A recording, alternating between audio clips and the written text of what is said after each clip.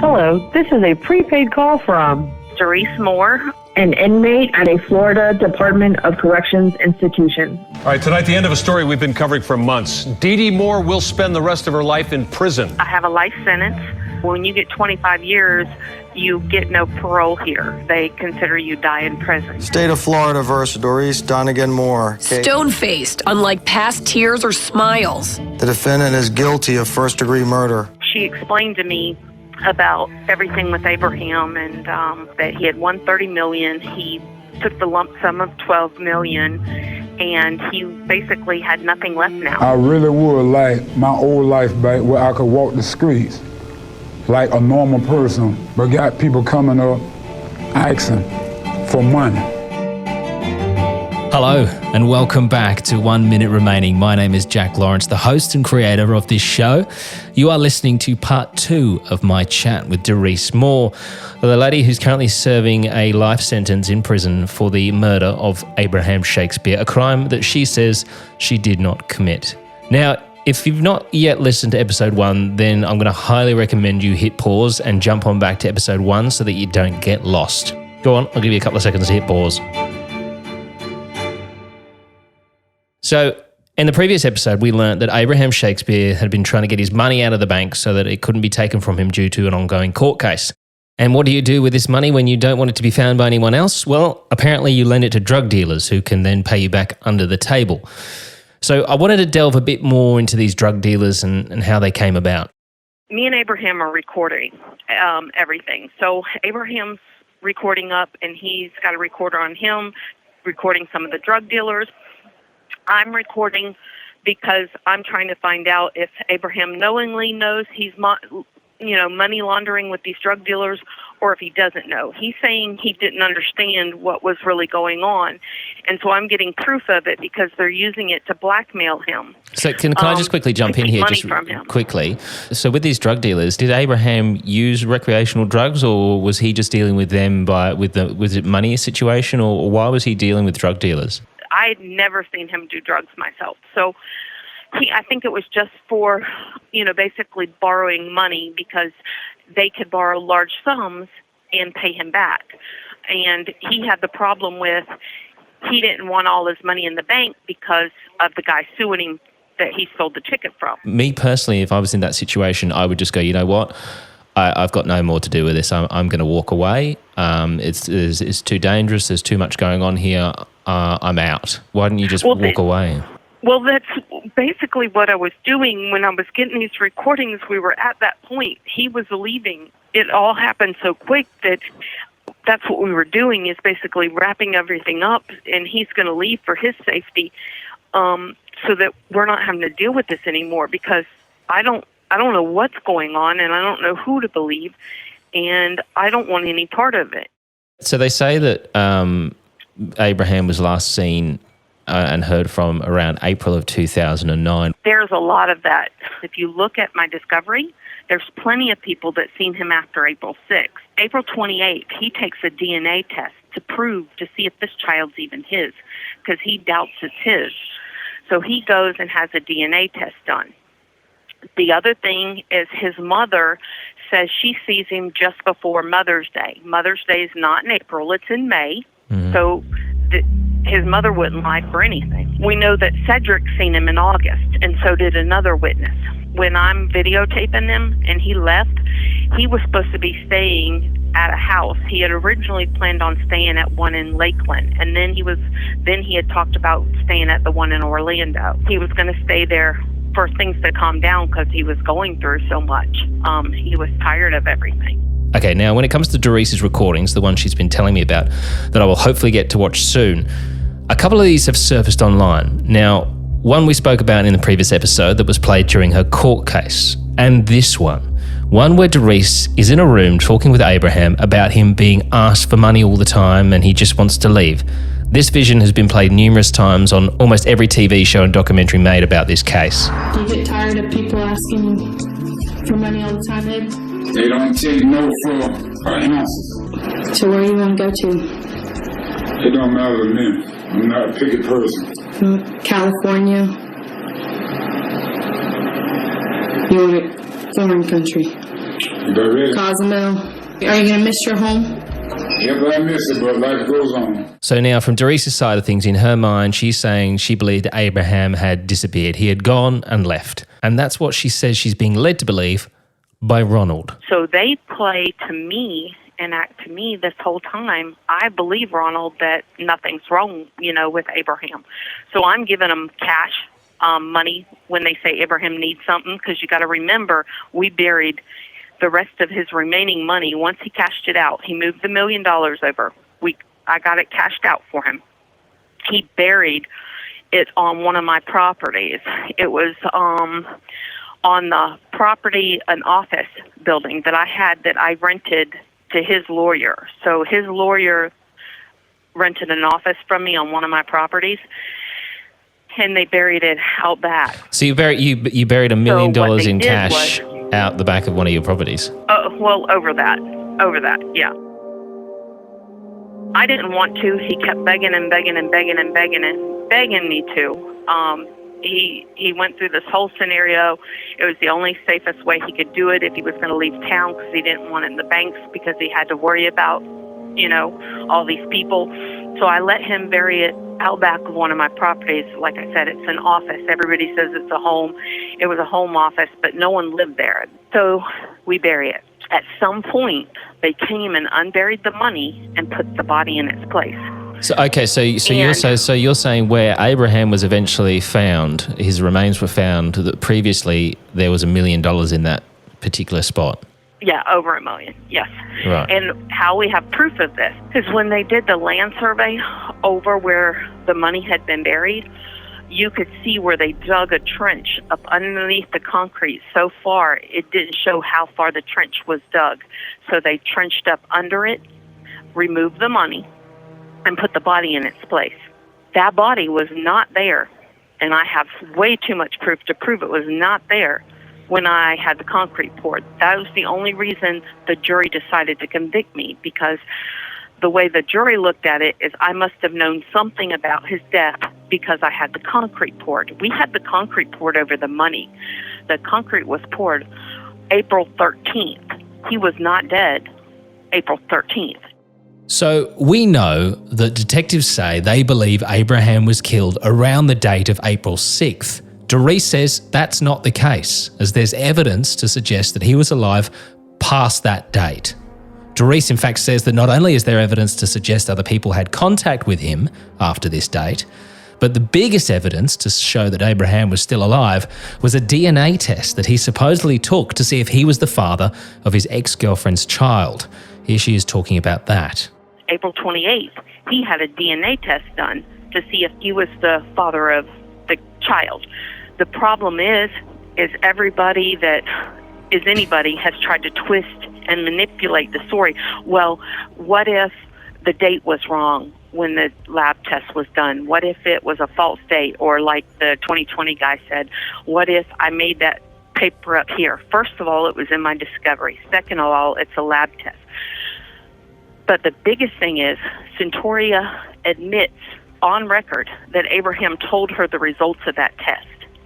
That test wasn't even rendered or completed in the lab until May 20th. So there's no way a man that died supposedly April 6th could tell her the results of a test when the test wasn't even rendered till May 20th.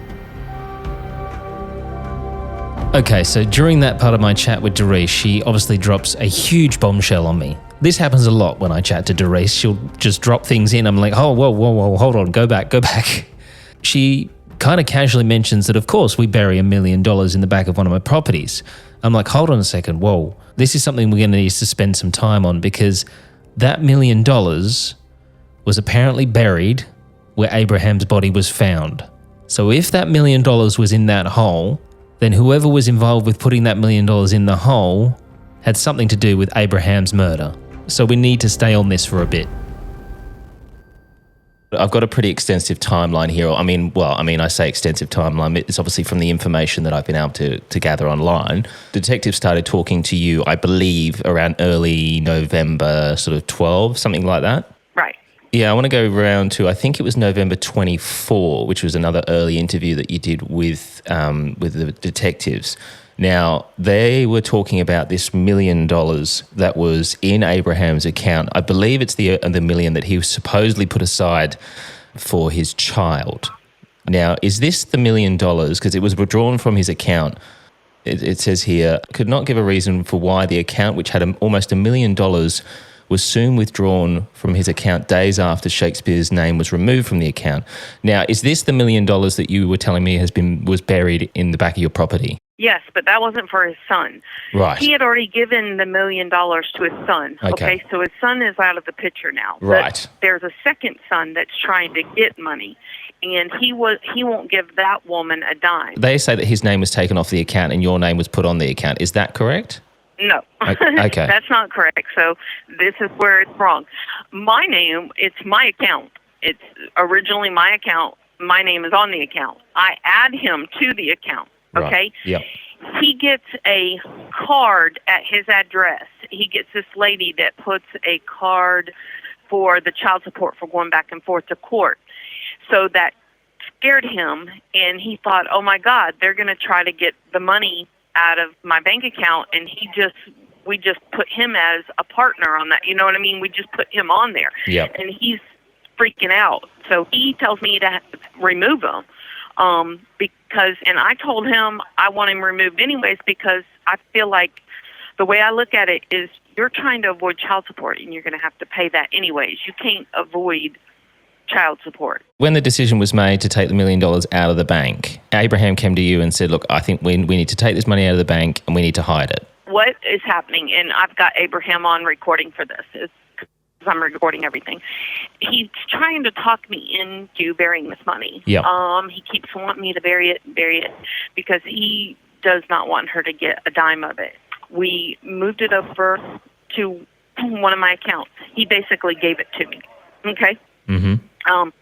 Then when I found out that they did all that, I didn't want any part of it. I wanted it cashed out. So he had a friend of his cash it out, and he begged me to have it on one of my properties. There was a friend of his cashed out the $1 million. Right. I mean, how do you cash out $1 million? In a bank situation, when you deal with banks, you can't take more than $10,000 out in a day. Sure. If you take $100,000 out at one time, you have to schedule it. We worked it out where this guy would get paid to cash this out. Abraham cashes it out. Okay, he gets the money that he wants buried. We go and we have it buried. Now he's got two people that I don't know, but they're people he knows there when this is happening. I don't know them. They want to run this piece of equipment, and I'm not going to let them run my piece of equipment at all, because I don't know them from What equipment do they want to run, sorry? It's a backhoe. So we've got to get the money buried. We bury the money. The concrete's poured over it April 13th. Now seems like a great time for me to jump in and make sure we're all on track. So where we're up to right now, Abraham has $1 million. He wants to leave town, but he's worried about losing this $1 million to child support. So he asked Dorice if they can bury this $1 million at the back of one of her properties. Now, in the meantime, he moves the $1 million into one of Dorice's accounts. She's not happy about that, and she says she wants it out. So they then cash out this $1 million. Now, of course, banks don't just let you turn up and say, can I take $1 million out, please? So Dorice says they had to pay somebody to help them do this. The money gets cashed out. They then go out to Dorice's property, where Abraham has two gentlemen with him that she's not seen before. They want to use the equipment to dig this hole that she's got on her property, but she says no. Now, it'll come out later that she asks her ex-husband to come around and dig that hole for her. He then returns a few hours later to fill that hole in. Dorice tells her ex-husband she needs that hole dug so that she can bury some old concrete and some rubbish. Okay, are we all up to date? Because we're going to keep talking about the $1 million, because I'll be honest, I can't get my head around this cash situation. This next part, there is a lot of names bleeped out. So I apologize for that, but I do have to be careful around what we're saying about people, especially when these people haven't been convicted of any crimes and none of these comments or claims have been substantiated. So there are a lot of names bleeped out here, but I wanted to leave it in because I want to show just how many people could potentially know that this $1 million is buried where it is. I don't mean to keep going back to this $1 million, but I think it's important because obviously where the $1 million is buried is where Abraham's body was eventually found. So, I mean, obviously whoever put him there had to know that $1 million was there. So on the day that you guys buried the money, you're saying there was 2 people there that you didn't know. So I'm assuming someone in that scenario, someone who knew the money was there had to be involved with Abraham's disappearance and his murder. Right. Well, the only thing I know about the 2 men is one of the guys supposedly, after all this happened, supposedly they had said that one of them had dated. Okay. I wanted to check phone records. I asked my public defender to please check the records. He said it wasn't his job to prove who killed Abraham. This is the exact words. It's my job to prove who killed Abraham, just that you didn't. So he wouldn't check the records, but I wanted to know who had been calling. I know that Abraham had talked to and was sending over 2 men. That's who's the man that Abraham loaned $1 million to, that supposedly did drugs out of his store. He sold cocaine out of his warehouse. I didn't know this until after everything's going on.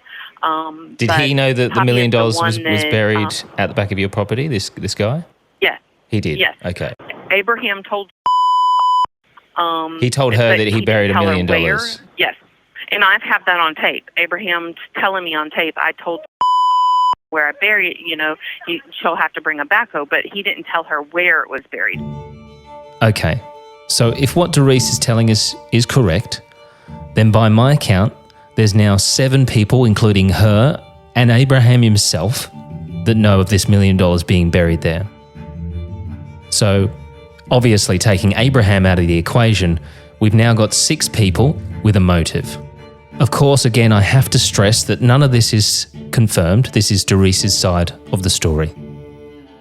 Now, we're going to take a short break here, have a breather, get your brain in gear, because coming up next, we have a new character joining the story. The man who detectives used to build a case against Dorice.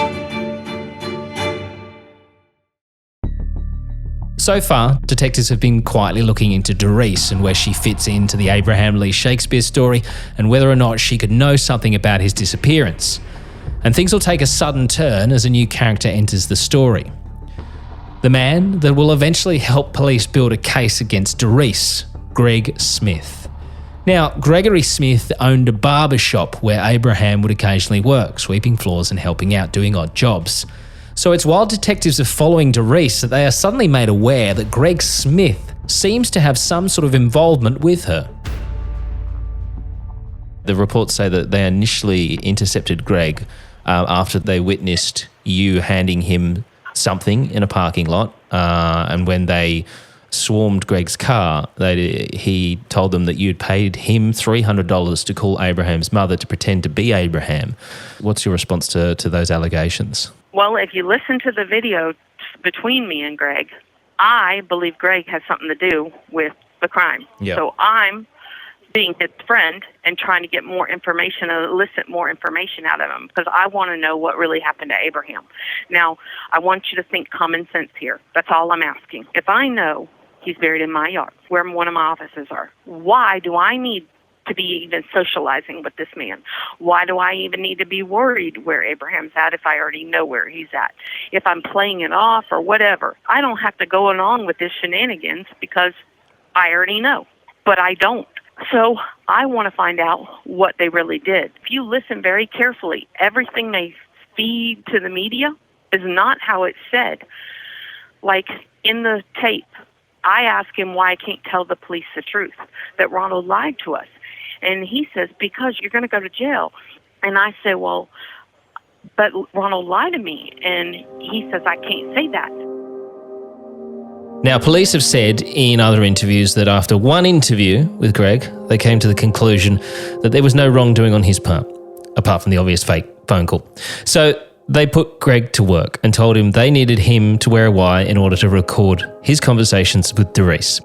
Now, Greg came up with this idea to put a recording device into a Red Bull can, and that's what he used to record his conversations.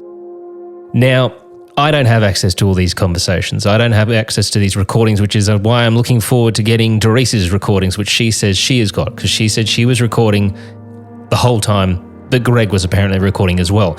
The only recordings that I can listen to are the ones that have been put out there to the media. Now, if you believe Dorice, then those recordings are being played out of context or they're being chopped up and there's only certain bits getting fed to the public.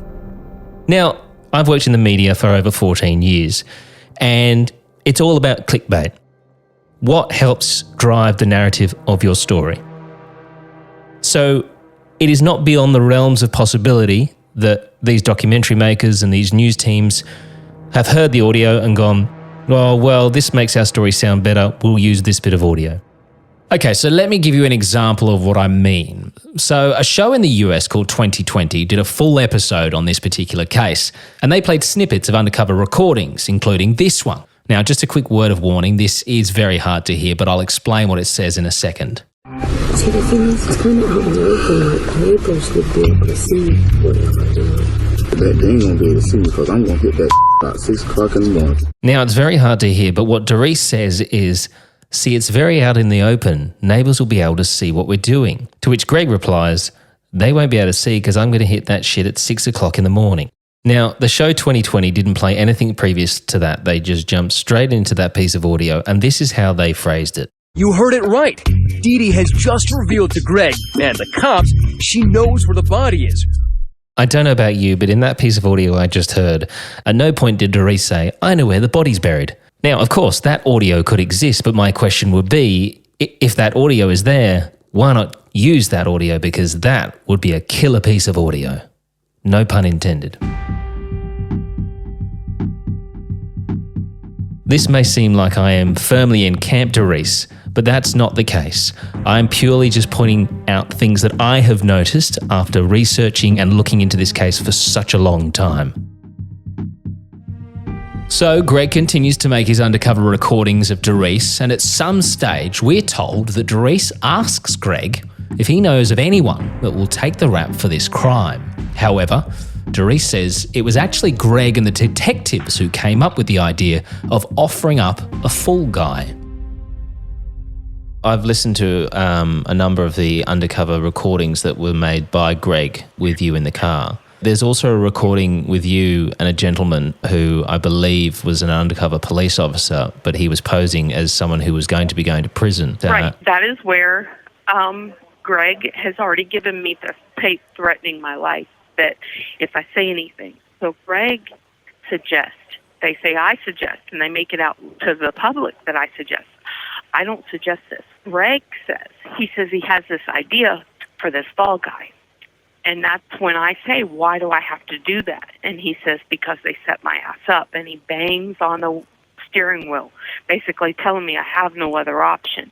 Now I'm asking you, as a person, you have got drug dealers paying off police officers. What would you do? I can't run. I can't leave the state. I can't leave with my son because they're just going to threaten other family members like they eventually do and friends. So I don't know what to do. So Greg keeps telling me he'll fix all this. So I'm playing along to see what really happened. And so he goes and tells me this guy will do this. So I go and entertain him and listen to him. But I don't really know what they've done. And you can tell that by the audio tape. I'm paying to save my life. While they constantly, ever since I believed Abraham was alive, all they did was constantly elicit more money from me and more money from me, making me believe the man was alive. And then when I know something had to have happened to him and I know that they're lying and I'm trying to find out, they have me cornered in where I don't know which way I can turn. My mom, at one point, when I'm in county jail, we call the FBI to see if they'll help me. And the FBI said, I need to rely on the sheriff's department. Now, this is the same sheriff's department that says these men didn't exist, but I have tapes of them. Okay, so I'm going to play you a piece of audio now, which is undercover recording of Dorice Moore, Greg, and this fall guy, who is actually an undercover officer. And I'll be honest, this does not sound good for Dorice. And then, what do you want? 50 grand. Can I do it in payments? Because I don't have that kind of cash. I'm going to have to sell something. I'm gonna need 10 up front. Once I do this, make sure my boy get the money. Okay. See, what I'll do is I'll get it and give it to his mom. Okay, so you listen to that audio and you go, well, I mean, she's giving a guy money to supposedly take the rap for this murder of Abraham Shakespeare. She's guilty. That's what you think listening to that audio. It's what anyone would think. Now let's think of it from what Dorice is telling us. She's saying Greg Smith is telling her she's been set up. She's got no choice. She is going to go to jail. All these people could also kill her. Her only option is to do what he says and pay this guy who's already going to prison $50,000 to take the rap for this crime. So she agrees to it because she's terrified. Now, plausible. Yes, I think we can say it's plausible. Would I be doing the same thing in her situation? Personally, I don't think I would have ever got myself into this situation in the first place, but who knows?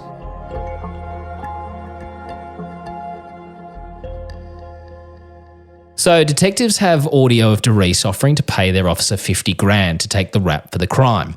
But they have a few more things on their wish list that they want in order to tie a nice little bow around this case. One of those things is a murder weapon.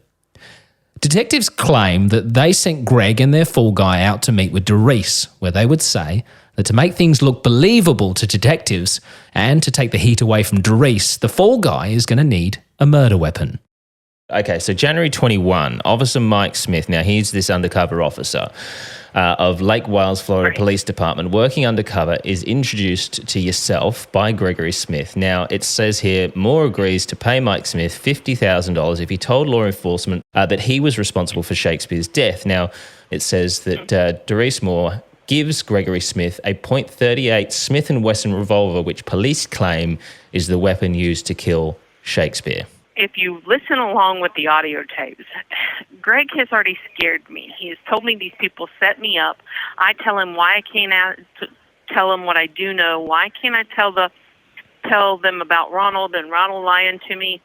And he bangs on his dashboard and he says, because they set your ass up, you're going to prison. You need to let me handle this, okay? In his conversation that's in my discovery, it's in my amended post-conviction, it says, Smith says, but when you get this guy, meaning the informant for the detectives, you got to tell him, you got to convince him that you know he's dead. And Moore says, okay. And Smith says, amen.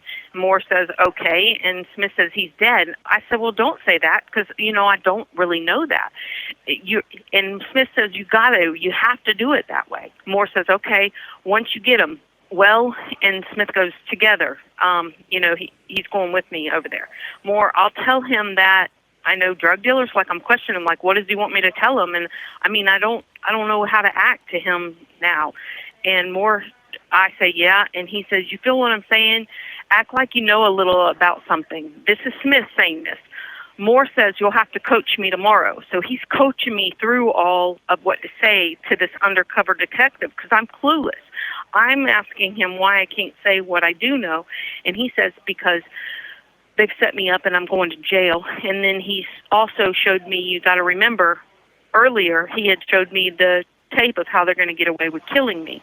And then also I've got the tape of how the drug dealers are paying off police officers. So honestly, I'm wanting you to think about this logically. What would you do?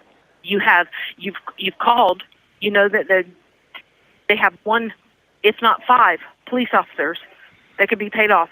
I just want to jump in here and reiterate and remind you, as I've already said before, that at this stage, These claims about paid-off police officers or police corruption are unsubstantiated claims, and no wrongdoing has ever been found against any of the police or detectives involved in this case. And I'm supposed to put my family's life and my own life at risk. So I just keep recording him. He's recording me, but I'm recording his. And the problem they have is my recordings don't shut off when theirs do. I keep recording everything. So when he says he's got to coach me, or whatever he's going to do, he keeps telling me he needs a gun for this guy. I say, well, give him this one. You know what it says in my paperwork? I gave him a gun that I said was a murder weapon. That never happened. I never gave this man a gun that I said was a murder weapon. He asked for a gun and kept asking for a gun. I gave him a gun that was mine, that's been mine for 20 years, has always stayed in my safe, never been removed by my safe. My ex-husband testified to that. So he takes this gun and pretends to them it's a murder weapon. We're only having to remove the serial numbers from it because it's actually my weapon, okay? So if you read in my post-conviction, you cannot show a weapon to a jury that you know has been found that it is not the weapon. So them saying wherever you read that that's the murder weapon, whoever wrote that story lied, because if you look in my discovery, they proved the bullets could not be determined that they were to that gun. Mm-hmm. And it's illegal to even show that gun in court. It was proven in court. I'm trying to find the papers where it says it. Ground 11 says they lacked identifying characteristics that must be present when attempting to identify bullets back to a specific firearm. Therefore, they could not identify them as having been fired by this same firearm, nor able to identify the bullets as had been fired by the firearm submitted. The state presented the jury as if it was the gun that was a murder weapon, when forensics performed proved it could not be this particular gun. Okay? So you can't show a gun to a jury and make it believe it killed somebody when you can't even, it's against the law to do that. And that's what they did. And then you've got all the stories that are false out there, like this was the murder weapon, when they proved they couldn't. It could have been from 5,000 different guns. They have, I'm looking at the paperwork. So obviously, one thing that you obviously can't find anywhere is at any stage when you are being recorded undercover, you can't. There's nowhere where you obviously admit to any wrongdoing or admit to killing Abraham. But obviously, what they've built their case on is no, because I didn't. No, but what they've built their. I mean, I really didn't. Yeah. No. But what they built. I can laugh about this because it's better than crying. Okay? Yeah, no, of course. You have 1 minute remaining. And there's our friend to kindly wrap up the episode. Still to come, things are going to really start heating up when Polk County Sheriff Grady Judd makes the astonishing decision to go on ABC's Nightline and declare Dorice a person of interest before she's ever arrested for any crime. Sheriff Judd is not shy about saying she is a person of intense interest. Is she someone you can trust? I wouldn't trust Dee Moore as far as I could throw her. Not only that, remember when I said detectives had a few things on their wish list that they wanted? Well, the slam dunk that they were looking for was for Dorice to actually tell them where the body of Abraham Shakespeare was buried. The Hillsborough County Sheriff's Office says the human remains found yesterday do belong to the missing lotto winner Abraham Shakespeare. Big break in the case came earlier this week when a tipster told them to check out a home off East State Road 60 in Hillsborough County. Next time on 1 Minute Remaining. 1 Minute Remaining is a Mash Pumpkin production. Hosted and produced by Jack Lawrence. Editing and sound design by Jack Lawrence and Dom Evans. This podcast is part of the Acast Creator Network.